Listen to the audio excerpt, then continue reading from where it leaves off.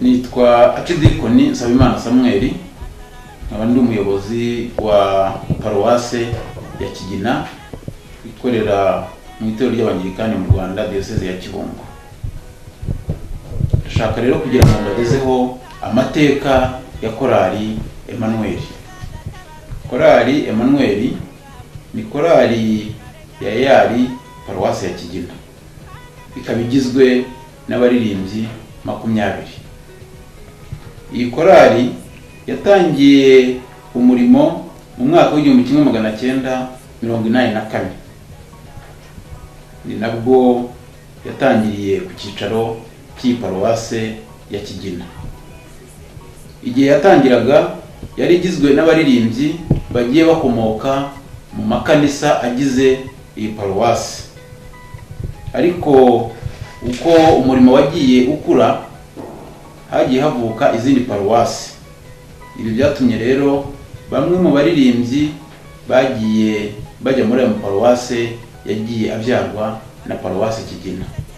Muri ayo paruwase twavuga nk'abaririmbyi bamwe bagiye muri paruwase ya Gatore, hakaba abandi baririmbyi nabo bagiye muri paruwase ya Kirehe, hakaba abandi baririmbyi nabo bagiye muri paruwase ya Bukora, hakaba n'abandi baririmbyi bagiye muri paruwase ya Nyabitare.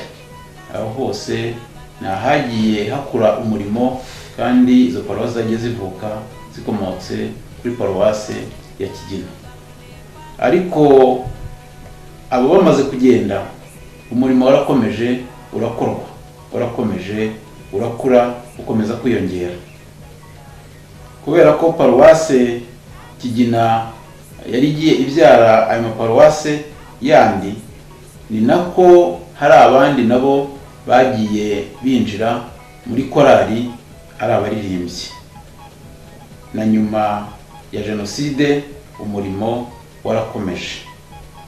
Hagati aho bamwe kubera ibihe byari bibayeho bitavye Imana, abandi barashyingiwe bagenda bajya kubaka ingo zabo, ariko umurimo warakomeje ku bari bahari. Korali Emmanuel yageze ku rugero rwo gusohora indirimbo alubumu urime ya mbere mu mwaka w'2007, kandi yashimishije abantu. None igeze ku rwego rwo gusohora alubumu ya kabiri.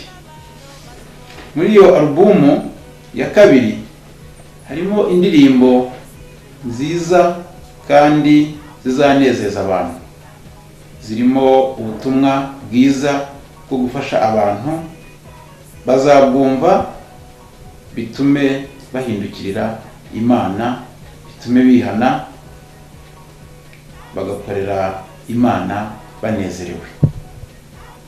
Kubwo kunyurwa n'ubwo butumwa, turasaba Imana ngo itwongerere ubwenge, ubumenyi no gukomeza gutera intambwe mu ijambo ry'Imana. Imana ibahe umugisha. Reka tubagezeho ubwo butumwa.